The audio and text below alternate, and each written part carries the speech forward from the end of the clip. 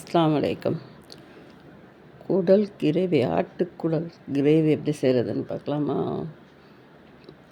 முதல்ல குக்கர் எடுத்துக்கணும். குக்கரில் கொஞ்சமாக எண்ணெய் விட்டு அது வாசனைக்காக ஒரு பட்டை துண்டு போடணும். அது பட்டை நல்லா காஞ்சதுக்கப்புறம் கொஞ்சம் முருகினதுக்கப்புறம் நம்ம சுத்தம் பண்ணி வச்சுருக்க குடலை சேர்க்கணும்.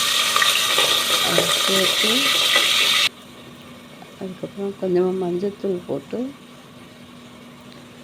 அதுக்கப்புறம் கொஞ்சம் உப்பு போட்டு நல்லா சூட்டில் கிண்டிட்டு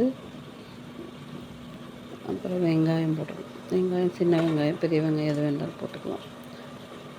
தக்காளி சேர்த்து நல்லா சூட்டில் கிண்டணும்.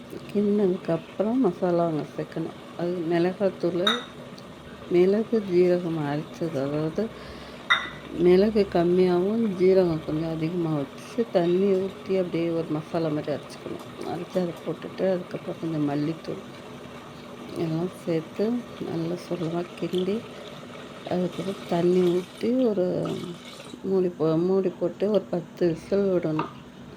10 விசில் விட்டால் தான் குடல் உங்களுக்கு சாஃப்டாக இருந்திருக்கும். 10 விசிலுக்கு அப்புறமும் ஒரு விசில் எடுக்காமல் அடுப்பை மீடியமாக வச்சு அதில் கொஞ்சம் ஒரு 5 நிமிஷம் அந்த விசிலில் வச்சுருக்கணும். வச்சுட்டு அதுக்கப்புறம் எடுத்திங்கன்னா கரெக்டாக இருக்கும். இப்போ ரெடி ஆகிடுச்சு. கொஞ்சம் தண்ணி இருக்கிற மாதிரி இருந்துச்சுன்னா அந்த தண்ணீரை நல்லா வற்ற வச்சுக்கலாம். சாதத்துக்கு தொட்டுக்கிற மாதிரி இருந்தால், அதாவது சாம்பார் சாதம், ரசம் சாதம் அந்த மாதிரி தொட்டுக்க மாதிரி இருந்தால் ஒன்று கொஞ்சம் தண்ணி வற்ற விடலாம். இட்லி, தோசை அந்த மாதிரி சாப்பிட்ற மாதிரி இருந்தால் இதே அளவு சரியாக இருக்கும் உங்களுக்கு.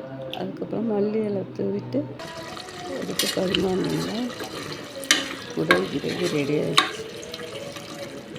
பிடிச்சிருந்தா சப்ஸ்கிரைப் பண்ணுங்கள், ஷேர் பண்ணுங்கள். அஸ்ஸலாமு அலைக்கும்.